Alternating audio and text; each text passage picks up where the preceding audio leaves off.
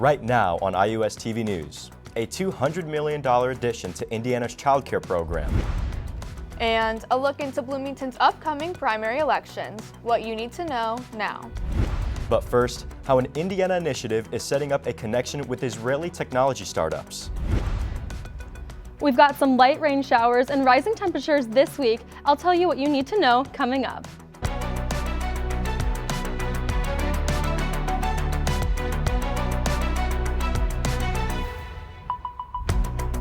This year's primary election is on Tuesday, May 5th. Many candidates are running for local, state, and federal office. Thanks for joining us. I'm Ray Fernandez. And I'm Audrey Lash. But first, Indiana's child care program is undergoing a multi-million-dollar change that will give opportunities to many families.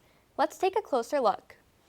On Tuesday, April 14th, Governor Mike Braun's administration announced a $200 million proposal that will be invested to expand child care for low-income families across Indiana.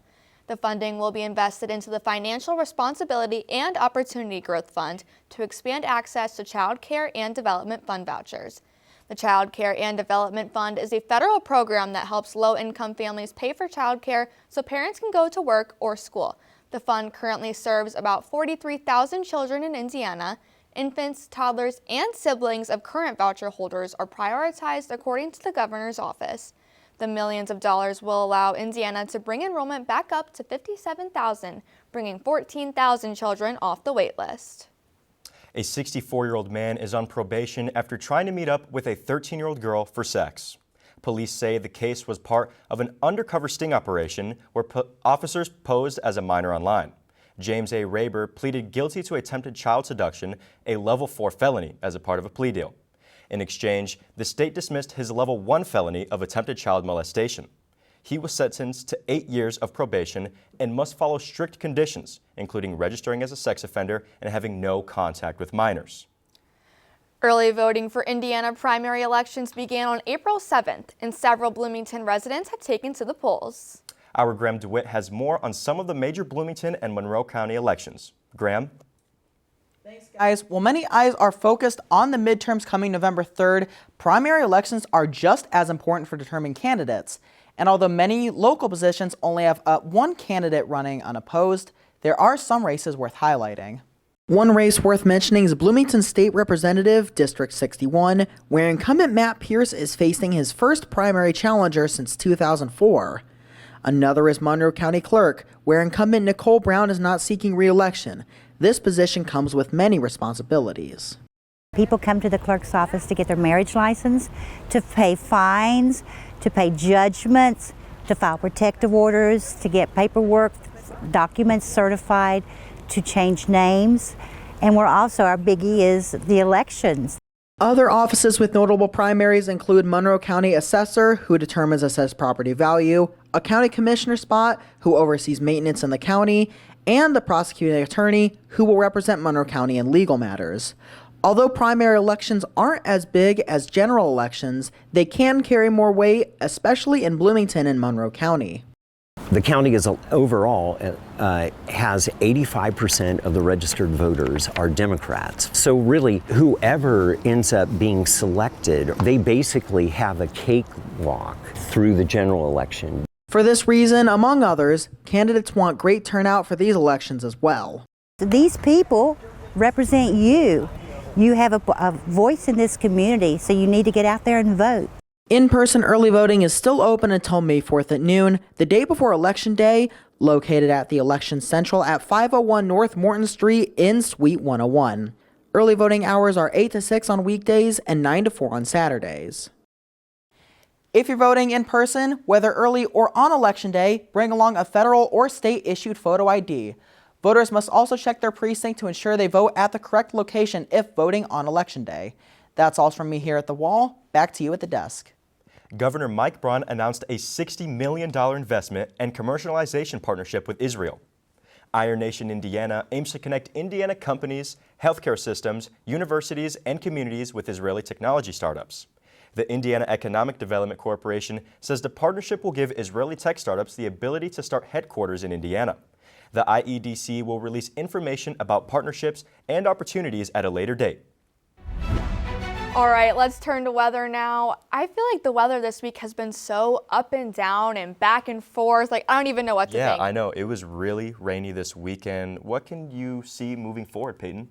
Well, I've got some good news for you guys. I know it was pretty chilly and rainy this past weekend, but we've got some rising temperatures this upcoming week. Let's look at the current temps. We have about low 70s all around the state of Indiana. In Bloomington, we have about 73. In southern Indiana, it's a little bit higher. In Washington, it's 74. Looking to our overnight temperatures at 9 p.m., it's going to be 66. Going to 12 and 3 a.m., it's just going to keep getting a little bit chilly, but not anything totally awful. Looking to a morning dog walk, first of all. Look at this adorable dog. Starting at 6 a.m., going all the way to 8 a.m., it's going to be pretty consistent across the board with 58. At 7 a.m., it is going to do a light shower. It's going to stop for a little bit at 8 a.m., but then it will start up again about 8:45. So if you want to get your morning dog walk in, I would recommend doing it in that window. And coming up, we have more clouds and rain later this week. We have warmer temperatures than what we've been seeing this past weekend, so look forward to that. And I'm also going to be talking about our race day highs and temperatures during Little 5 this weekend. All right, thanks, Peyton. That has been, I don't know, some crazy weather, and hopefully it clears up for this weekend. Yeah, I know. I have plans for a Little 5 weekend. I know a lot of other people do. Hopefully it clears up. Yeah, I'm really hoping to. Well, still ahead, the Maurer School of Law received a $1.6 million donation. Plus, Indiana University made the charts with the most top-ranked specialty and graduate programs. And coming up next, a new vet opened up here in Bloomington.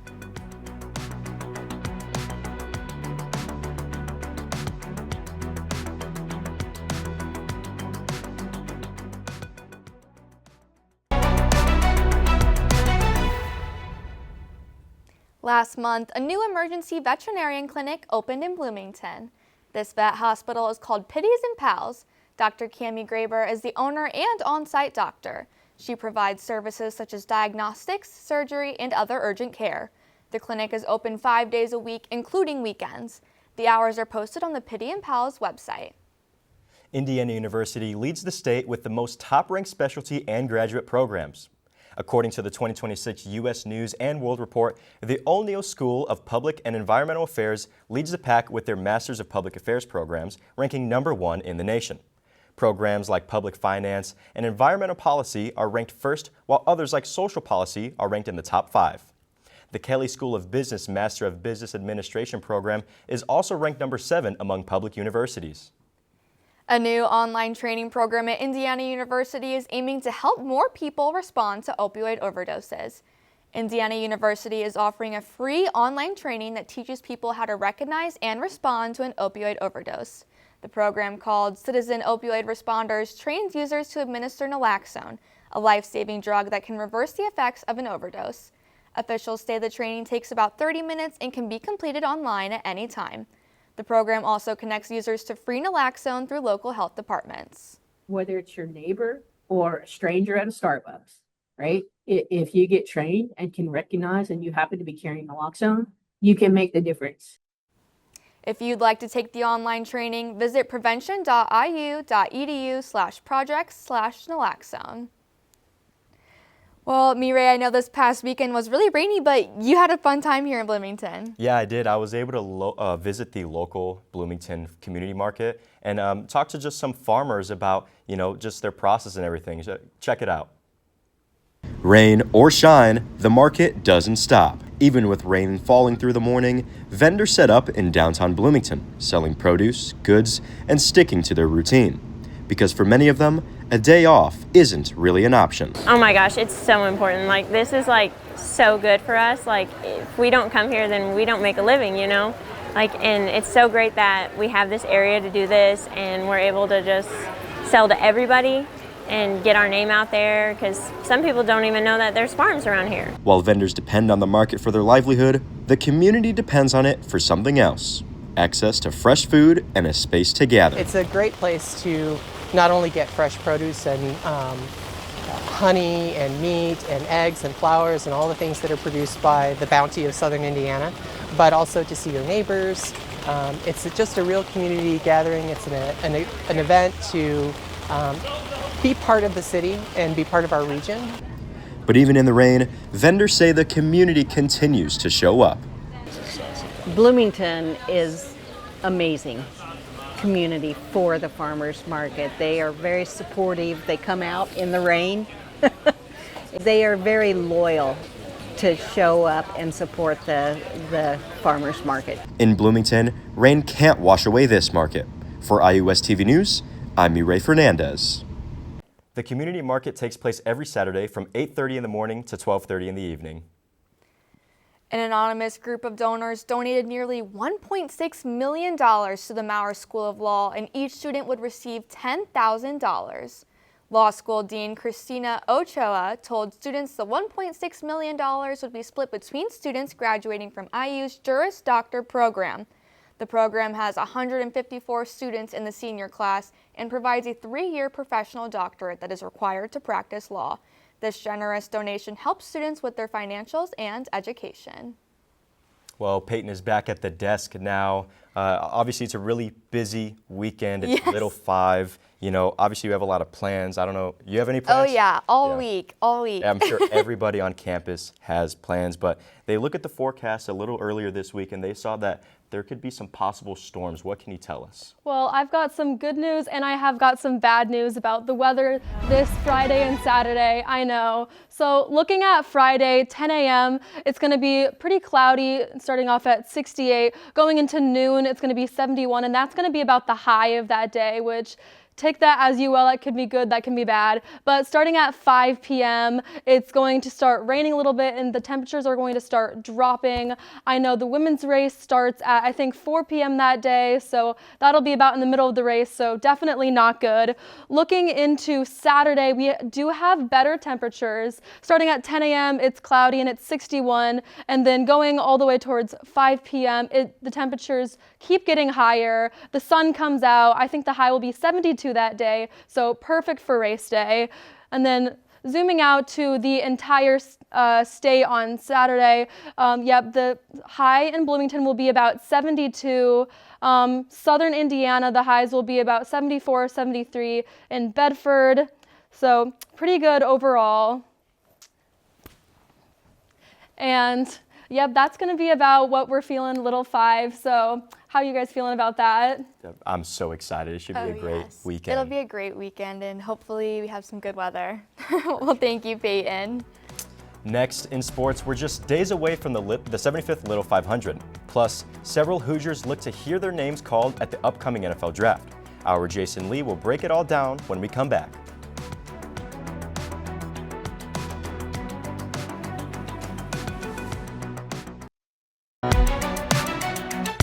The world's greatest college weekend, and the IU quarterback, Heisman-winning national champion Fernando Mendoza has his eyes set on Sin City. Hello and welcome to this sports update. I'm Jason Lee. This week in sports is jam-packed with chaos, the NFL draft, the NBA and NHL playoffs, even IU football getting back into it with a spring game, but nothing compares to this event. That's right, it's that time of year. The 75th annual Little 500 will kick off the weekend with 2 races of nonstop action. The Indianapolis 500 inspired the Little 500 at IU. It's a bike race which has turned into a beloved and excited tradition for students at IU and the community of Bloomington. Teams that excelled at qualifications will now compete this weekend. The women's race will kick off at 4 p.m. on Friday with the men's race at 2 p.m. on Saturday. The women ride 100 laps around Bill Armstrong Stadium while the men ride 200 laps in a quest to see which bike team walks away with the Little 500 from the Little 500 with the Borg Warner Trophy. However, the bike exchanges are the most difficult part. This could make or break the team. These riders have been working hard and preparing so long for the big day, you'll have to be there to find out. You do not want to miss this event. And if you got time during your Little 5 pre-games, this weekend also happens to be the NFL Draft, where this year several Hoosiers will take the next step in their athletic journeys. Let's start with the headliner. If you asked anyone back in August who would be going number 1, no one will tell you this man. But after one of the best recorded seasons capped off with a national title, Fernando Mendoza will be pretty much guaranteed to have his name called first. Mendoza will join a Raiders team full of potential with a new coach in Clint Kubiak and a veteran mentor quarterback in Kirk Cousins. Staying with the Hoosiers, expect the name Omar Cooper Jr. to be drafted in round 1. Omar Cooper totaled 937 yards and 13 touchdowns and had an impressive combine showing. Cooper's versatility in the slot can easily strengthen a team's offense. Looking overall at the draft, expect big names like Sonny Styles, Arvell Reese, Caleb Downs, and Carnell Tate, all from Ohio State, and all expected to be early first-round draft picks. Edge rushers David Bailey of Texas Tech and Reuben Bain Jr. of Miami, and even standout running back Jeremiah Love of Notre Dame are all expected to be in the first round. Very interesting to see where these guys go, especially with 6 teams carrying multiple first-round picks. You can catch all 257 selections across 3 nights. It all begins live from Pittsburgh on Thursday night. And for the latest on all things IU sports, be sure to tune in each week to Hoosier Sports Night. You can catch it on Fridays on IUSTV. Guys, I know this week is Little 5, but it also happens to be the NFL Draft. Big name Fernando Mendoza expected to go number 1. How do you guys think he'll do in the NFL? Guys, I'm a diehard Chicago Bears fan, but I will be watching every single Raiders game this season. The entire city of Bloomington and honestly the entire state of Indiana loves Fernando Mendoza, and I really want to see him succeed. I mean, it'll just be amazing to get to watch him on that big screen, like, on Sundays and Monday nights. Like, it's just going to be the coolest thing. Absolutely. Thank you, Jason. Peyton, do you have one last look at that forecast? Yeah, of course. So this week, it's going to start out with some rain showers in the morning on Wednesday. Thursday, we're going to see our highest high at 78. Then we will see more showers, like I said, again on Friday. And it's going to be straight 71s this entire weekend. And then on Monday, we are going to see some evening showers. And the high is going to be about 70. And for the lows, we're looking at mid 50s to low 60s this entire week. So honestly, it could be a lot worse. And I'm looking forward to some pretty good weather this weekend. For sure. Well, thanks, Peyton, and thank you for watching IUSTV News. For updates between newscasts, check out IUSTV.com and be sure to follow us on Instagram, Facebook, and X. We're back here next week. See you then.